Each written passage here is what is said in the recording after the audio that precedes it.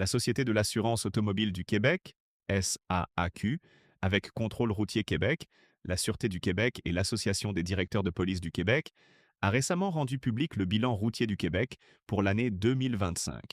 371 personnes décédées, soit 8 de moins qu'en 2024. 1282 personnes blessées gravement, soit une de plus qu'en 2024.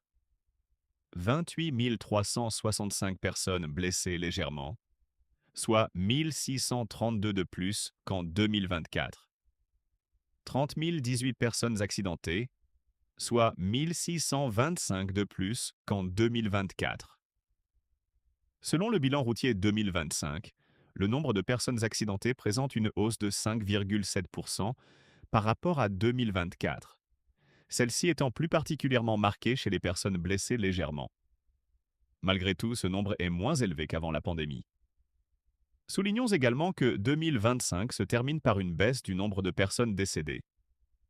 Rappelons que le nombre de véhicules en circulation et de titulaires d'un permis de conduire ne cesse pour sa part d'augmenter chaque année. Fait saillant. Comparaison avec la moyenne de 2020 à 2024. Personnes de 75 ans ou plus. Hausse du nombre de personnes décédées ou accidentées. Jeunes de 15 à 24 ans. Hausse du nombre de personnes décédées ou accidentées. Collisions impliquant un véhicule lourd. Hausse du nombre de personnes décédées ou accidentées. Piétons. Hausse du nombre de personnes accidentées. Motocyclistes. Baisse du nombre de personnes accidentées. Taux de décès par 100 000 habitants. Globalement, le taux de décès lié à des collisions survenues sur la route par 100 000 habitants est de 4,1 en 2025, ce qui constitue une légère diminution par rapport à l'année précédente, 4,2. Le Québec se classe généralement au deuxième rang au pays, après l'Ontario.